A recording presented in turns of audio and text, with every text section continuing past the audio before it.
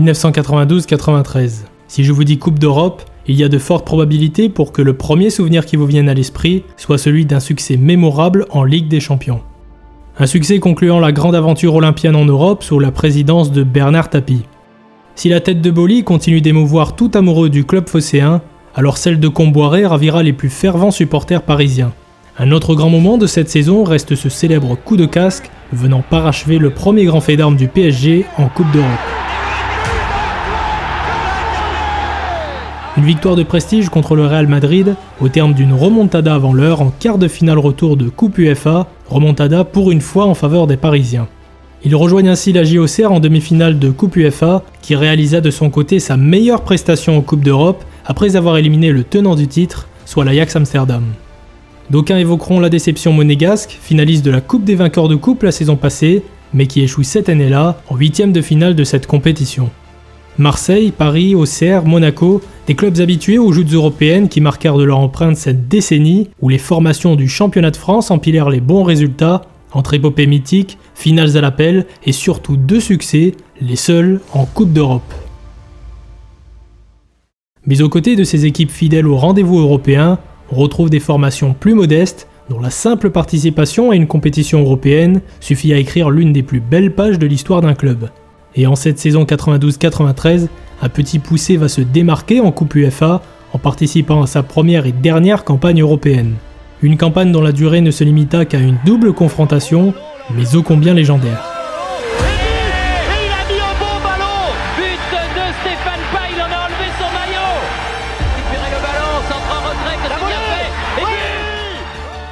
En l'espace d'une soirée, le Stade Malherbe de Caen va alors écrire l'une des plus belles pages de son histoire, si ce n'est la plus belle.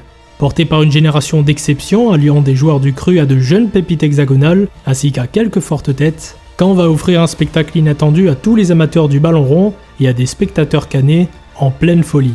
C'est l'histoire d'un match entré dans la légende locale, la seule rencontre européenne disputée en Normandie, et quelle rencontre!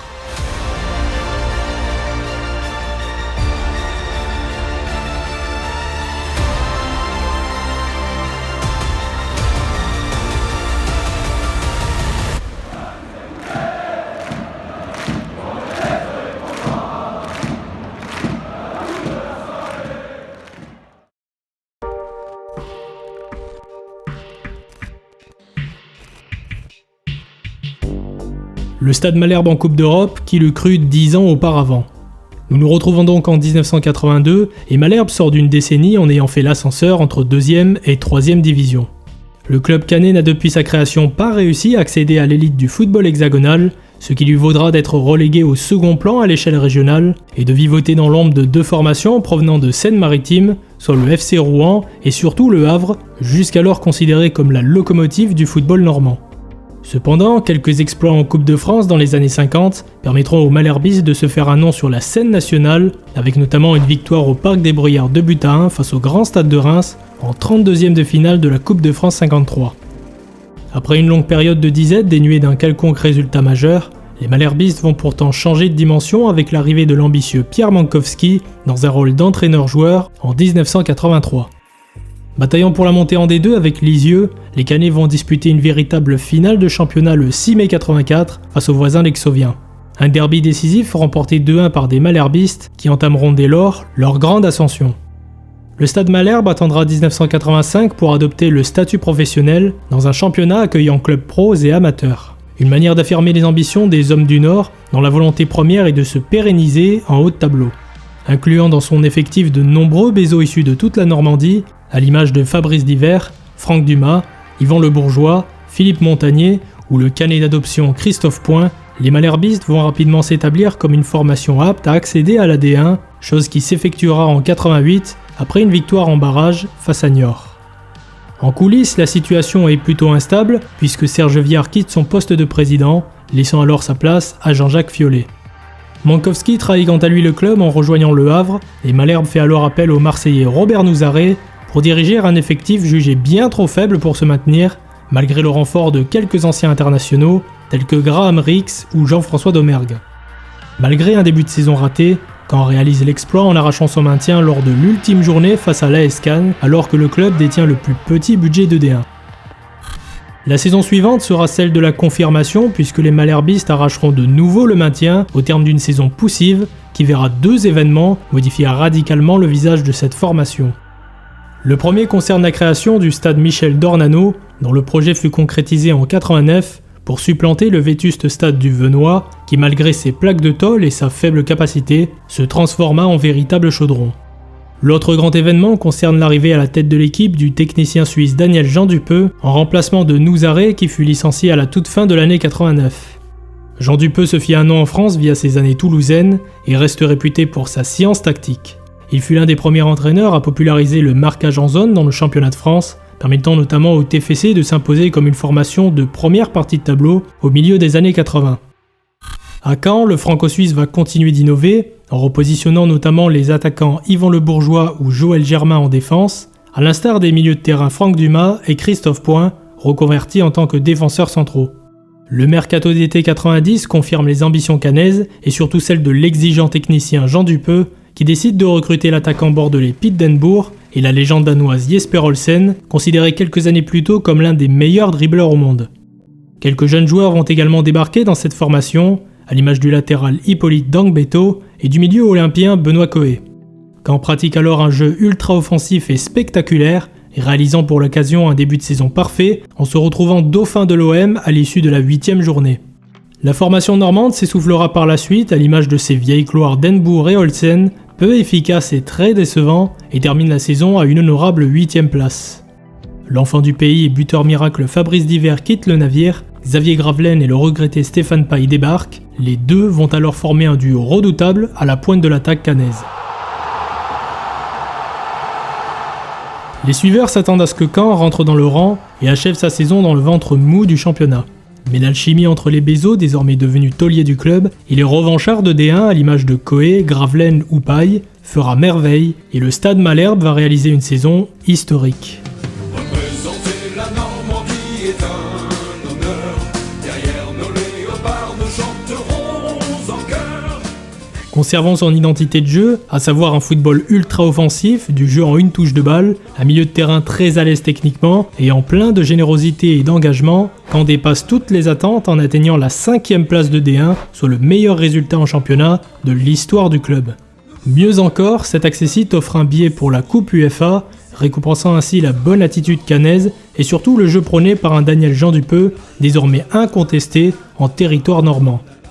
Au-delà des résultats, c'est le style de jeu prôné par le technicien franco-suisse qui marque les esprits. Doté de tous les pouvoirs concernant le domaine sportif, il se charge en personne du recrutement et se comporte comme un véritable manager, poste qu'il occupera par la suite dans divers clubs. Sa volonté première est alors de donner du plaisir aux spectateurs et supporters, mais surtout aux joueurs, quitte à adopter un fonctionnement démocratique concernant les décisions de groupe, même si celui-ci conserve le dernier mot quant aux décisions tactiques à prendre. Le 8e de finale de Coupe de France illustre d'ailleurs la philosophie cannaise, avec une partie spectaculaire disputée entre Malherbe et Lens, se concluant sur une victoire normande, 5-4. Si la formation se stabilise en championnat, la gestion en coulisses, elle, est chaotique. Fin octobre 91, le club accuse un déficit de plus de 35 millions de francs. La construction du stade d'Ornano et le recrutement onéreux de vieilles gloires au rendement décevant pénalisent lourdement une formation au budget déjà très restreint. Proche de déposer le bilan en cours de saison, les bons résultats de l'équipe encouragèrent les collectivités et entreprises locales à soutenir cette formation économiquement pour lui permettre de survivre. À l'aube de la saison 92-93 et de ses premiers pas en Coupe d'Europe, Malherbe doit pourtant repenser sa politique budgétaire. Jean-Jacques Fiolet est écarté et c'est Guy Chambilly qui prend la tête de la présidence. L'objectif est de boucler l'exercice 92-93 en étant dans les clous sur le plan financier. Le départ de Franck Dumas permet d'alléger les finances du club, bien que ce dernier ait été le véritable patron de la défense cannaise les années précédentes. Un taulier qui ne sera pas remplacé, déséquilibrant un peu plus une formation déjà très portée sur l'offensive. Le recrutement sera d'ailleurs axé principalement au milieu de terrain, avec les arrivées de Gabriel Calderón, vice-champion du monde avec l'Argentine en 90, et de Stéphane Dedeban, milieu offensif au petit gabarit. Le début de saison est cependant mitigé pour des Cannais friables en défense, avec 2 victoires à domicile et 4 défaites à l'extérieur. Le binôme Paille-Gravelaine est également sous les feux des critiques, un seul but ayant été marqué lors de ces 6 premiers matchs par ces attaquants qui, à l'instar de leur formation, ont l'occasion de se relancer pour un événement historique, soit la première rencontre de Coupe d'Europe disputée par les Malherbistes.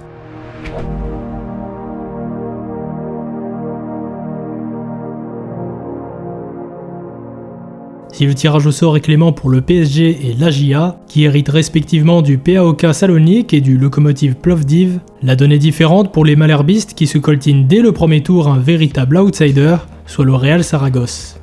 La formation saragossane est alors en pleine construction et cherche à retrouver sa splendeur passée.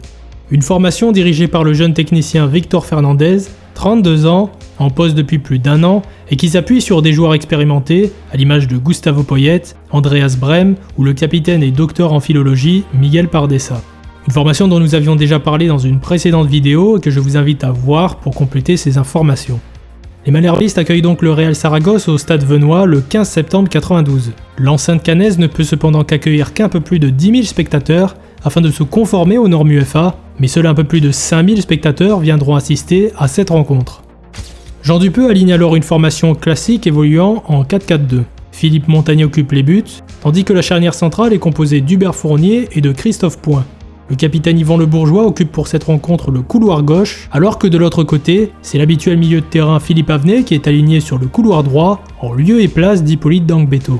La grosse surprise concerne d'ailleurs Dangbeto, qui évolue un cran au-dessus, soit au poste de milieu droit, afin de renforcer un milieu de terrain certes doué techniquement, mais qui ne possède initialement qu'un seul joueur à vocation défensive, soit le milieu hybride Benoît Coé, associé au cœur du jeu à Willy Görter, meneur de jeu de la formation. Gabi Calderon est titularisé à gauche, tandis qu'on retrouve en pointe de l'attaque le tandem Gravelaine-Paille, le premier n'hésitant pas à décrocher et dézoner afin d'offrir des solutions et surtout de désorganiser le bloc adverse, tandis que le second sera très efficace dans le jeu en remise et en déviation, le jeu aérien et surtout la finition. En face, les Aragonais évoluent avec un système identique. Le géant Andoni Cedrone est titularisé dans les buts, tandis que le héros de la Mannschaft lors du Mondial 90, Andreas Brem, ainsi que l'ancien madrilène Jesus Solana, occupent les couloirs. Le boucher Xavi Aguado est associé à l'enfant du club Julia en défense centrale, alors qu'au milieu de terrain, on retrouve les milieux excentrés Dario Franco et Jesus Garcia San Juan, encadrant dans l'axe José Aurelio Gay et Dorin Mateut, qui remplace l'indéboulonnable Gustavo Poyet, suspendu pour ce match. Le finisseur Miguel Peña remplace l'habituel titulaire Francisco Higuera et est associé en pointe de l'attaque au capitaine Miguel Pardesa, qui viendra régulièrement décrocher sur le côté gauche afin de laisser Mateut prendre la profondeur dans l'axe.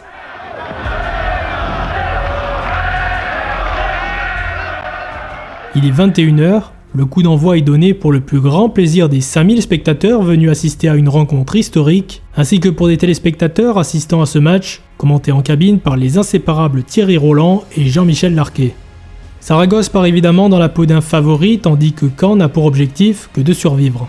Au bout de 20 secondes de jeu, sur un long renvoi au pied de Cedrone, une défense cannaise positionnée très haut sur le terrain se fait surprendre, mais Dario Franco manque sa reprise.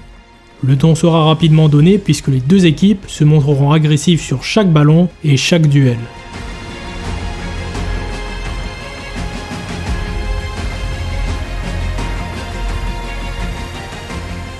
La défense normande doit faire face à plusieurs assauts aragonais lors des 5 premières minutes du match, mais le manque de justesse technique des Saragossans sauve une formation pour le moment dominée. On se dit alors qu'il s'agit d'une question de temps, mais dès la 6e minute, le rapport de force va basculer.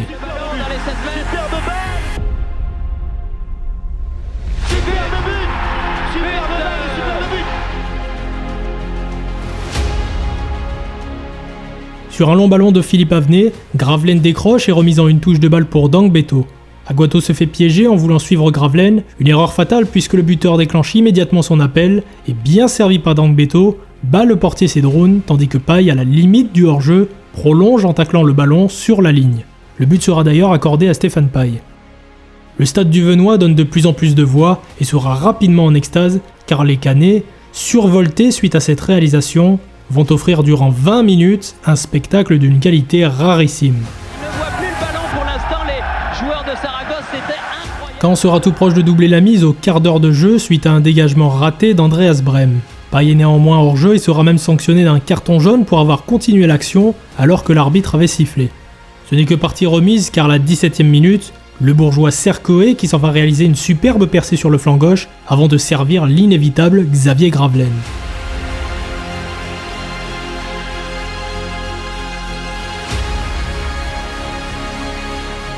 Contrôle du gauche, frappe du droit, Gravelaine fait parler sa qualité technique et assomme des Aragonais proches de sombrer. Venoy est en ébullition et les malherbistes continuent de régaler en proposant un spectacle d'une qualité technique et d'une justesse quasi parfaite. Caen se procurera quelques autres occasions, mais dans un léger temps faible, se fait surprendre par des Saragossans n'ayant pas abdiqué. Andreas Brem sur une frappe lointaine à la 26e sonne la charge, alors que le capitaine normand Le Bourgeois, touché aux ischios en début de rencontre, laisse sa place 2 minutes plus tard à Joël Germain. La sanction tombera finalement à la 31e minute. Sandroan combine en 1-2 avec Mathéout et trompe Montagnier d'une frappe bien placée. Mais les Normands ne baissent pas pour autant les bras et allient justesse technique et intensité via un pressing haut et beaucoup d'engagement au point de prendre le dessus physiquement sur les Espagnols. Dangbeto et Coé se montreront intraitables à la récupération et même Stéphane Paille sera récompensé par ses efforts défensifs. 37e minute de jeu, sur un long ballon de Joël Germain, Dangbeto joue un superbe 1-2 avec Gravelaine mais ne tente pas sa chance aux 25 mètres, préférant jouer sur l'aile gauche. Un choix judicieux puisque le centre de Germain trouve à la réception Stéphane Paille.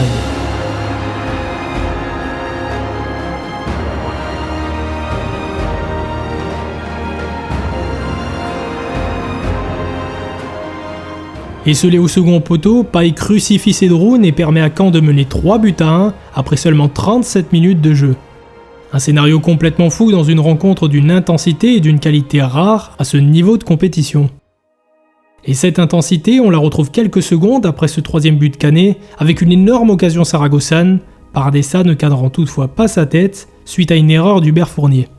Le score en reste là à la mi-temps et Caen est à ce moment-là en train de réaliser l'un des plus grands exploits de son histoire. La seconde mi-temps part à nouveau sur des chapeaux de roue, même si la rencontre s'équilibre dès lors, les Aragonais revenant sur le terrain avec de meilleures intentions de jeu. Un homme va alors se démarquer et réaliser une seconde mi-temps encore plus belle que la première, en étalant toute sa palette technique.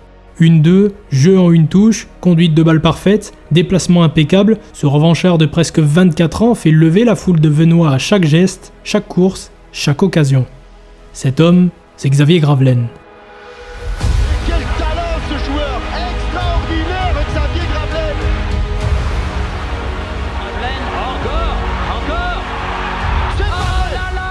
parfait! Mais le but du 4-1 fuira de peu à ce jeune attaquant qui se révélera au grand public ce soir-là. Les débats s'équilibrent avec plusieurs occasions de part et d'autre et à l'approche du dernier quart d'heure de jeu, le rapide et vif attaquant Fawzi Rouissi remplace Dangbeto. Dès son premier ballon, Rouissi se montre dangereux en coupant vers le point de pénalty un centre de Calderon. Le cadre fuit de peu à l'attaquant tunisien, mais dans les secondes qui suivent, un long ballon de Cédroun piège à nouveau une défense trop haute et sur un ballon qui échappe à Montagnier, Pardessa marque dans le but vide.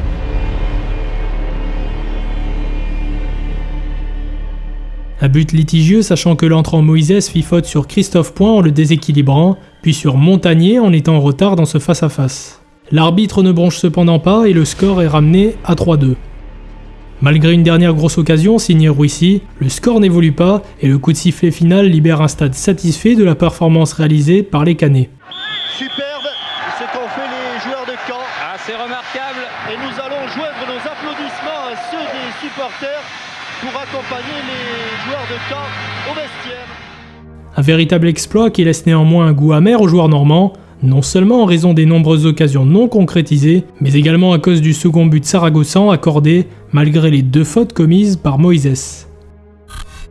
Le match retour se disputa 2 semaines plus tard, soit le 1er octobre au stade de la Romareda, qui vit seulement quelques milliers de spectateurs venir assister à cette rencontre. Entre-temps, Malherbe se relança en championnat avec une victoire et un match nul, et surtout 3 buts inscrits par Xavier Gravelaine, qui se rappelait quelques semaines plus tard pour la première fois en équipe de France. Pour cette rencontre, Daniel Jean Dupeux décide de surprendre les Aragonais en évoluant dans un 5-3-2 avec au poste de libéraux non pas un défenseur central, mais un attaquant qui n'est autre que Stéphane Paille. Un choix tactique pouvant prêter à la critique et à l'étonnement, mais qui confirme l'audace de ce technicien qui, comme nous l'avions expliqué précédemment, n'hésitait pas à repositionner certains joueurs à vocation offensive dans des postes défensifs. Mais le choix paraît d'autant plus surprenant qu'il s'agit là d'un buteur expérimenté et qui n'avait jamais évolué à ce poste-là. Jean Dupeux précisera que le sens de l'anticipation et du placement de paille ainsi que son jeu aérien et ses qualités de relance sont suffisants pour évoluer à ce poste. Seulement, l'information est relayée par l'intermédiaire de journaux locaux qui avertissèrent les Aragonais quant au choix effectué par Jean Dupeux. Une trahison qui aura des conséquences néfastes puisque les Saragossans s'adapteront à ce choix dès le coup d'envoi de la rencontre. Cette formation en 5-3-2 ne verra que 2 changements, soit le remplacement d'Avenet par Stéphane de Deban, alors milieu offensif de formation, ainsi que la présence du rapide Fawzi Rouissi en attaque, qui, associé à Gravelaine en lieu et place de Paille, devrait surprendre les Saragossans dans les transitions offensives, sachant que Caen risque d'être acculé dans sa moitié de terrain. Côté Saragossan, le système de jeu est le même que match aller, avec quelques changements notables, soit le retour du polyvalent Gustavo Poyet au milieu de terrain et du buteur Francisco Higuera en attaque. La rencontre est arbitrée par le Britannique Howard King et sera à l'image du match aller, entaché de grossières erreurs d'arbitrage.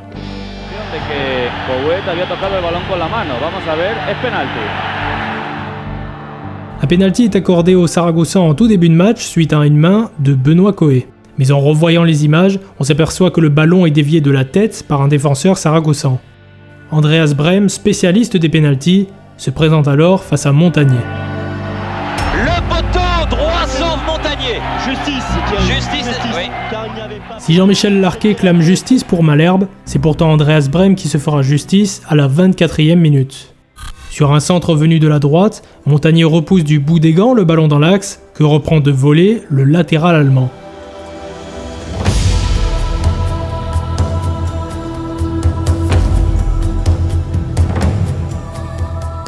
Saragosse refait son retard sur l'ensemble des 2 matchs, mais est provisoirement qualifié en raison de la règle du but à l'extérieur.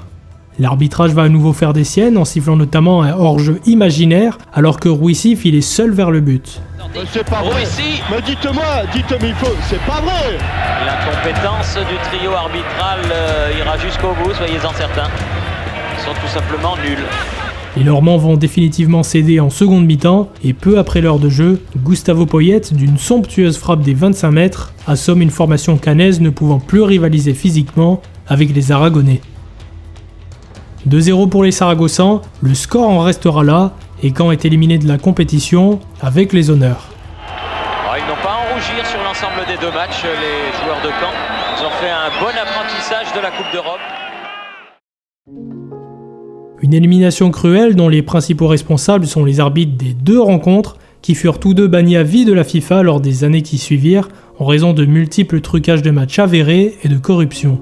Daniel Jean Dupeux endosse également une grande part de responsabilité en raison de ses choix effectués en amont du match retour, même si quelques journalistes le mirent en difficulté après avoir divulgué aux Aragonais ses idées. Cela ne doit cependant pas faire oublier l'excellente partition réalisée par des Caennais qui disputèrent là leurs 2 seules rencontres de Coupe d'Europe de leur histoire. La formation malherbiste achèvera d'ailleurs la saison à la 11e place en championnat, qui vit Gravelaine exploser en inscrivant 20 buts en première division. Jamais plus le club normand ne retrouvera l'Europe, mais cette rencontre vient ponctuer un beau parcours, celui d'un club passé de l'anonymat des divisions inférieures aux exploits continentaux en l'espace de quelques saisons seulement.